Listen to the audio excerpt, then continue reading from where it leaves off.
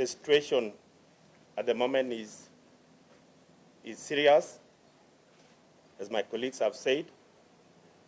The reservoir of Masinga, as per this morning, we've reached historical figure of 57.86 above the sea level.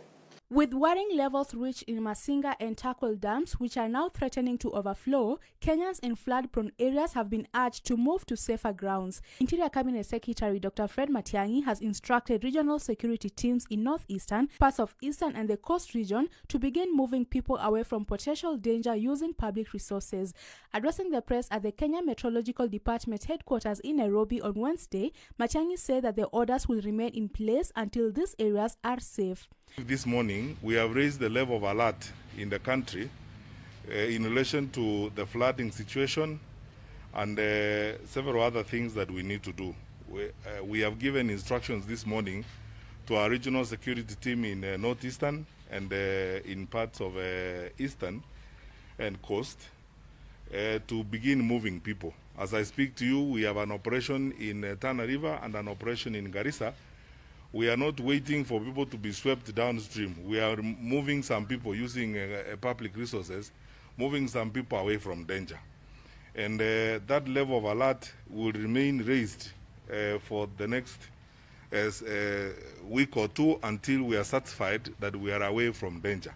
According to the Information Communication Technology Cabinet Secretary Joe Musheru, families displaced by floods will also receive money in government's cash transfer program to help them access life-saving humanitarian assistance. Musheru said that the families have been included in the 200,000 people who will benefit from the program. On his part, Devolution Cabinet Secretary Eugene Wamalwa said the government ministries will continue providing food and water aid to the displaced families. So mine is really to appeal to the media to continue to support the efforts that the government is putting in place so that citizens are fully informed on all the dangers that the floods are presenting, and that they get to know in advance so that they are able to take precautions and be able to move. Kule kwenye county commissioners wanajua ni wapi wanahamisha watu.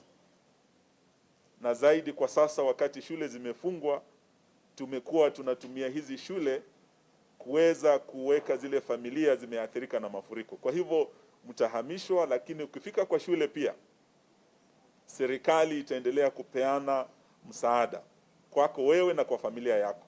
One of the areas we've also decided we will do is that for all the displaced people that we're taking to camps, other than giving them food, we are already transferring cash directly to them so that they are able to use that money for the various things that they use. At the moment, they are given mosquito nets, they're given food and many other things. But if we give them cash, then they have more of an opportunity to decide for themselves how much they want to spend on what. But at least it means they have more dignity and the economy continues to grow with the money that they will get. Speaking at the same briefing, Water Cabinet Secretary Cecily Kariuki said water scarcity in Nairobi will continue for 5 more days following the disruption of supply systems after heavy rains. CS Kariuki has called on residents to use the commodity sparingly, noting that engineers are working to restore and unclog damaged equipment. On his part, Environment and Forestry Cabinet Secretary Keriako Tobiko raised the need for environment conservation to avert disasters. Out of landslides which have been experienced, especially on the Aberdare side, in the last 5 days we have seen water scarcity, particularly into Nairobi via Ngedo. That is where we transmit water coming into particularly Nairobi city. We have had similar effects in Nyeri, water shortages in Nyeri town. We have similar shortages reported in Kisumu, but also in Nakuru, because the infrastructure to deliver water has also been washed away.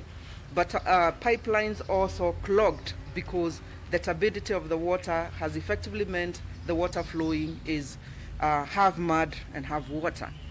According to the Kenya Meteorological Department, the heavy rains are expected to continue until the end of May, with parts of Western, Mount Kenya, Northeastern and Rift Valley put on notice. For Hope TV Newswatch in Nairobi, I'm Alice Diana.